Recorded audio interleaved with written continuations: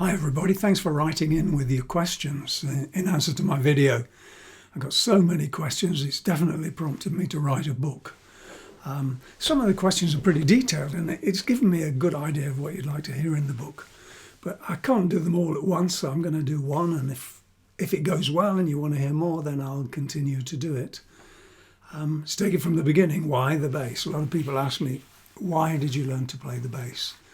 Well, it was about sort of mid-50s. I heard a record. My aunt and uncle had a wind-up gramophone, and on that, a couple of the records on there was a Leadbelly record, Goodnight Irene, and the other was a Jimmy Rogers singing He's in the Jailhouse Now. That's the country artist, Jimmy Rogers. And I was just blown away with the guitar. I wanted a guitar. I tried to make one out of a cigar box, which was a total failure. But my grandfather, who passed away before I was born, actually, for some reason or other had a banjo, and I started to learn to play on the banjo. Just around the time when the skiffle came in the UK, that was probably 1955, 56. Lonnie Donegan was the king of skiffle. And skiffle, for those that don't know, was kind of bluegrass without the finesse. And a lot of my contemporary musicians, friends, all were influenced by skiffle. Hent Whistle, I know, let me think, the Stones, definitely the Beatles, all of us. It was a big thing. Following on from skiffle, which lasted maybe only a year, rock and roll came in. You know, Elvis, Chuck Berry, Little Richard, Buddy Holly, Carl Perkins, of course. And that was it. I was sold. I saved up, bought myself a guitar, went for guitar lessons. I guess I'd be about 11 at the time. My guitar teacher, Frank Woolley, introduced me to three other pupils, and we got together and played twice a week and rented a little room over a pub and played twice a week.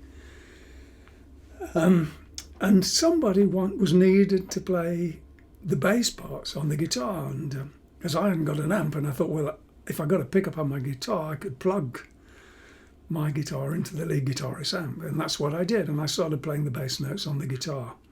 And I took to it like a duck takes to water. It was brilliant. I loved it.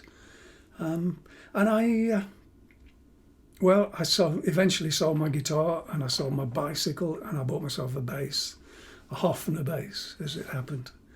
And I set off on the journey.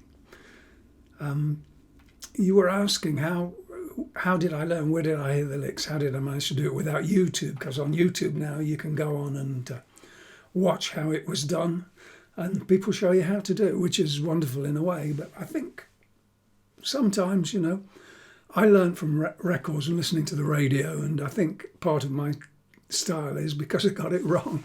But you never know. But anyway, I listened to stuff. I listened to Chuck Berry and Little Richard, Buddy Holly, and blah blah blah blah blah. And I tried to learn the bass parts from just by ear, and they were quite simple at the time. I'll show you. To play it a little quieter, but you know, there was the walking bass, you know.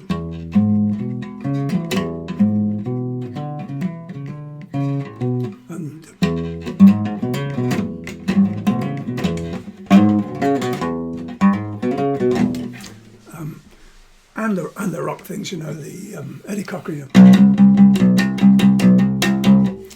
that kind of thing. Elvis Presley, and I loved that. I can't do it on this guitar, but I'm going to try, you know.